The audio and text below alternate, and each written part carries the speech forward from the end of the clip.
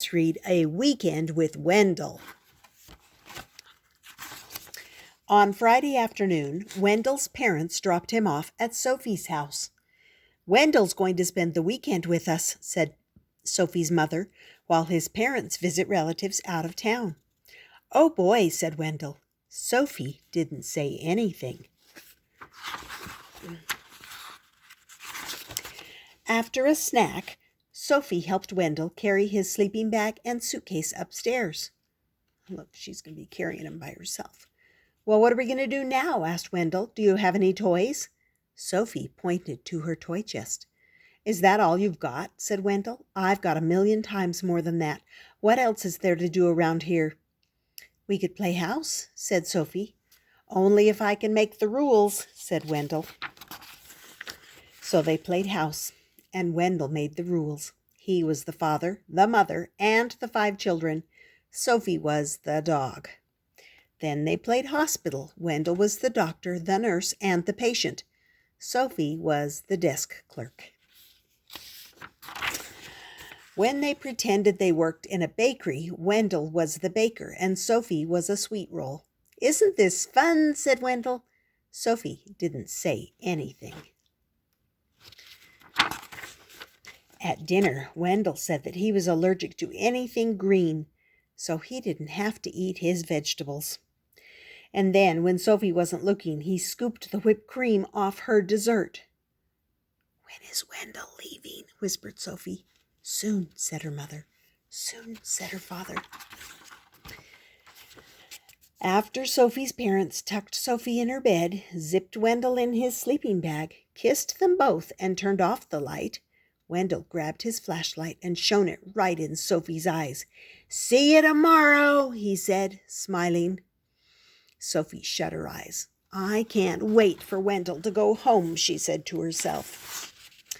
On Saturday morning, when Sophie woke up, there was a lumpy blue monster jumping up and down on her bed. It was Wendell. She felt something pinch her leg at breakfast. It was Wendell. She heard scary noises coming from the broom closet. It was Wendell. Wendell used Sophie's crayons and left them on the porch, so they melted. And he's writing a note that says Sophie did it. At lunch, Wendell finger painted with his peanut butter and jelly. "Isn't this fun?" said Wendell. Sophie didn't say anything. "When is Wendell leaving?" whispered Sophie. "Soon," said her mother. "Soon," said her father. At bedtime, when Sophie put her head on her pillow, she heard something crunch. It was a note from Wendell. It said, "See you tomorrow." Sophie shut her eyes. "I can't wait for Wendell to go home," she said to herself. See, Wendell, Sophie, by W. Ha ha ha ha ha ha ha. Look, he's got long fangs and he's chasing her. Oops. Before Wendell's parents picked him up on Sunday morning, he tried to make a long-distance call.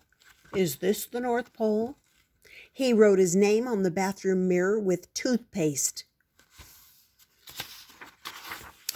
And he gave Sophie a new hairdo with shaving cream.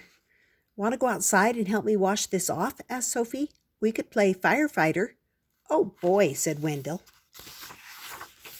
So they played firefighter, and Sophie made the rules. She was the fire chief. Wendell was the burning building. "Isn't this fun?" said Sophie. Wendell didn't say anything. "Do I get to be the fire chief?" asked Wendell. "Maybe," said Sophie. Soon Wendell and Sophie didn't care who was the fire chief and who was the burning building. See, look, they're playing together. "Time to go," said Sophie's mother. "Time to go," said Sophie's father. "Already?" said Wendell. "Already?" said Sophie. "When is Wendell coming back?" asked Sophie. "Never," said her mother. "Never," said her father. That afternoon, when Wendell unpacked his suitcase, he heard something crunch. It was a note from Sophie, and it said, "I hope I see you soon." There it is. "I hope I see you soon." Sophie. And that was called A Weekend with Wendell. The end.